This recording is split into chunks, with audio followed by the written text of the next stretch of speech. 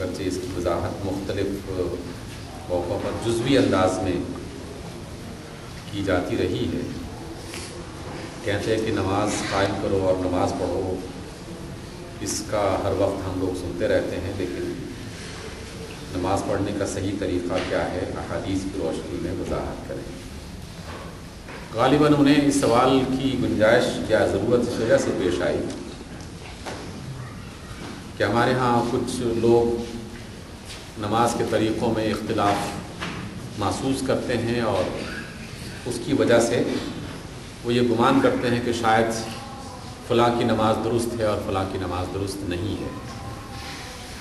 تو کس بندے کی نماز زیادہ بہتر ہے، کس کی درست ہے، کس کی صحیح نہیں ہے، اس کے بارے میں جاننا یقیناً ہر ایک مسلمان کا فرض بنتا ہے. اس لیے فرض ہے کہ کسی فرض کو جاننے کے لیے کہ اس کو کیسے ادا کرنا ہے، اس کی بنیادی معلومات حاصل کرنا، اس کو سیکھنا بھی فرض بن جاتا ہے، لازمی قرار پاتا ہے. تو اس وجہ سے ہر ایک مسلمان کو نماز پڑھنے کا طریقہ تو آنا ہی چاہیے. رسول اللہ صلی اللہ علیہ وسلم نے جو نماز کا طریقہ بتایا ہے اس میں 2-3 باتوں کو الگ الگ سمجھ لینا چاہیے. پہلی بات تو یہ ہے کہ نماز میں کچھ چیزیں ہر صورت میں لازمی قرار دی ہیں اور اس کو چھوڑنے کی کوئی گنجائش نہیں، جس کو فقہا نے فرض کا نام دے کر لوگوں کی پہچان کروا دی ہے کہ جو چیزیں فرض ہیں ان کو لازماً ادا کرنا ہے اور اس کو کسی صورت میں نہیں چھوڑنا. اور اس میں کچھ واجب ہیں جو فرض سے درجے کے اعتبار سے نسبتاً کم ہے، لیکن وہ بھی فرض کے قریب قریب ہی ان کا حصہ بنتا ہے، اس کو بھی اختیار کرنا وہ بھی لازمی بن جاتا ہے. کچھ چیزوں کے بارے میں رسول اللہ صلی اللہ علیہ وسلم نے کچھ رخصتیں عطا فرمائی ہیں. کبھی آپ نے ان کاموں کو کیا، کبھی نہیں کیا، کبھی کسی خاص انداز میں کیا، کبھی کسی خاص انداز میں کیا. تو جہاں رخصت موجود ہو اس رخصت کو اختیار کرنا چاہیے اور سہولت سے فائدہ اٹھانا چاہیے، اور اس میں کوئی خاص سخت رویہ اختیار نہیں کرنا چاہیے. میں آپ کے سامنے ایک رکعت پڑھنے کا جو ایک طریقہ ہے جو آپ سب جانتے ہیں، صرف ممکن ہے بعض احباب جنہوں نے نماز نئی شروع کی ہو یا جن کے ذہن میں کچھ غلط فہمیاں ہوں، اس کو دور کرنے کے لیے ایک رکعت کیسے ادا کی جاتی ہے اور اس کے لیے رسول اللہ صلی اللہ علیہ وسلم کی تعلیمات میں کیا کچھ ہمیں ملتا ہے وہ میں آپ کے سامنے پیش کر دیتا ہوں. پھر اس میں ہر ایک شخص اپنے اپنے مطابق ادا کرتا رہے. دیکھیے، نماز کا آغاز وضو سے ہوتا ہے، اور وضو میں ہر شخص جانتا ہے کہ اس کا ہاتھ دھونا، کونیوں تک چہرے کا دھونا، پیشانی سے لے کر تھوڑی کے نیچے والے مکمل حصے تک، گردن تک اس کو دھونا، اور اس میں جو ہے وہ اس بات کا پورا خیال رکھنا کہ کوئی بال برابر بھی جگہ خالی نہ رہے، یعنی خشک نہ رہے. اس کے علاوہ پاؤں دھونا اور سر کا مسح کرنا، یہ بنیادی چیزیں ہیں اس کی. اس کو کسی صورت میں نظر انداز نہیں کیا جا سکتا، اس کے بغیر وضو نہیں ہوگا. اس کے درمیان میں کچھ کام ایسے ہیں جن میں کلی کرنا ہے. رسول اللہ صلی اللہ علیہ وسلم نے فرمایا کہ 3 بار کلی کی جائے، لیکن جیسے میں نے گزشتہ جمعے میں بات بتائی تھی کہ پانی اگر کم ہے یا قلت ہے پانی کی کسی جگہ پر، تو 1 بار کلی کرنے سے یا 2 بار کلی کرنے سے بھی وضو ہو جاتا ہے. لیکن اگر پانی میسر ہے تو 3 بار کلی کرنا یہ زیادہ مناسب. ناک میں پانی ڈالنا یعنی اس کو صاف کرنا، اور اس کے علاوہ سر کا مسح کرنا اس میں پہلے سے شامل ہو جاتا ہے، جس کو اللہ رب العزت نے فرض کے انداز میں قرار دے دیا ہے.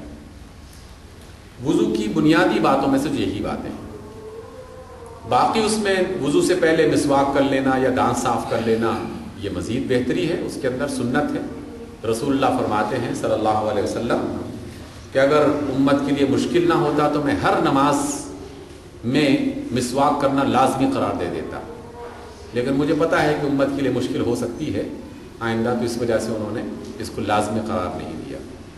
لیکن اس سے اہمیت کی طرف اشارہ ضرور دے دیا کہ وضو کرنے سے پہلے دانتوں کو اچھی طرح صاف کر لینا، مسواک کرنا، موجودہ زمانے میں ٹوتھ برش کا استعمال کر لینا، کوئی بھی ایسا طریقہ یہ زیادہ بہتر ہے.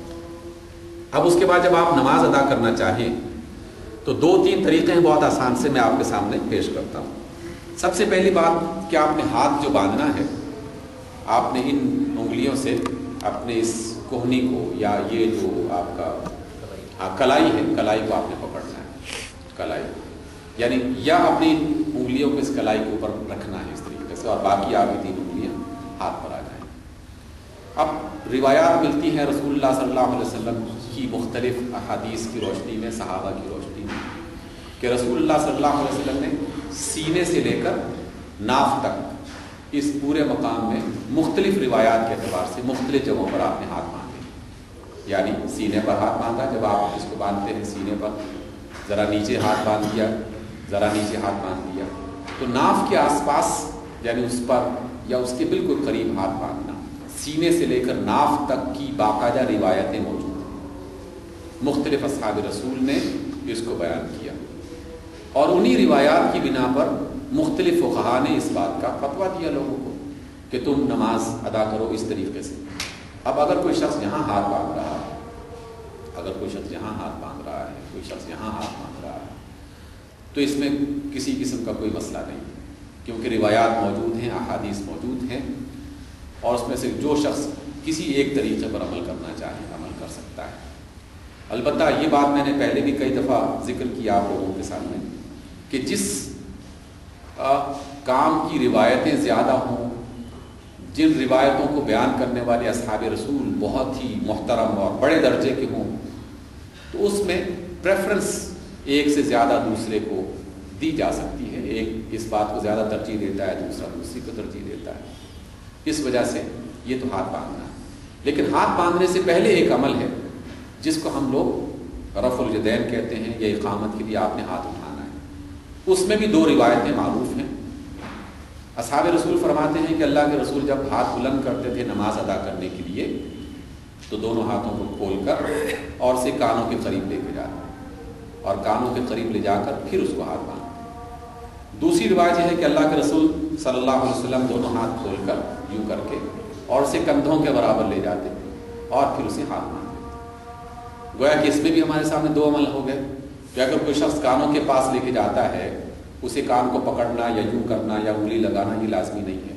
کانوں کے قریب لے کے جانا اس کے سامنے، یا کندھوں کے برابر لے کے جانا، دونوں طریقوں سے نماز کا آغاز کیا جا سکتا ہے.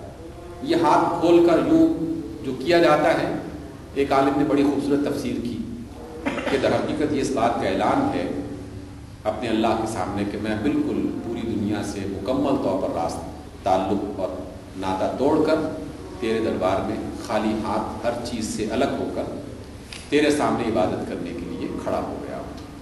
تو گویا یہ ہاتھ اٹھانا جو ہے یہ اس بات کی علامت. آدمی جب یہ ہاتھ اٹھائے تو یہ تصور میں خیال کرے کہ میں یہ کام کر رہا ہوں. اس ہاتھ اٹھانے سے پہلے کا ایک عمل ہے. ترتیب میں اس وجہ سے تھوڑی بہت آگے پیچھے ہو رہی ہے، انسانی دنیا میں یہ سب کام اسی طریقے سے چلتے ہیں. لیکن ہم جب نماز کا آغاز کریں گے تو سب سے پہلے نیت میں بھی تھوڑی اختلافی ایک چھوٹی سی بات ہے کہ اصل بات تو اللہ کے رسول صلی اللہ علیہ وسلم کی طرف سے یہ ہے کہ نیت کی جائے، کیونکہ انما الاعمال بالنیات، سارے کے سارے کاموں کا دار و مدار نیت پر ہے. نیت کیا ہے؟ میں جب مسجد میں آیا ہوں تو یقیناً میں نماز پڑھنے کے لیے ہی آیا، اس لیے نیت کا آغاز تو وہیں سے ہو جاتا ہے. جب میں نے وضو کیا تھا، مسجد میں قدم رکھا تھا اور نماز ظہر ادا کرنے یا جمعہ ادا کرنے یا عصر ادا کرنے کے لیے آیا. لیکن اب اس میں پھر جزوی نیتیں الگ الگ. فرض ادا کرنے ہوں تو آدمی فرض ادا کرنے سے پہلے یہ نیت کر لے کہ اب میں ظہر کے 4 فرض ادا کر رہا ہوں.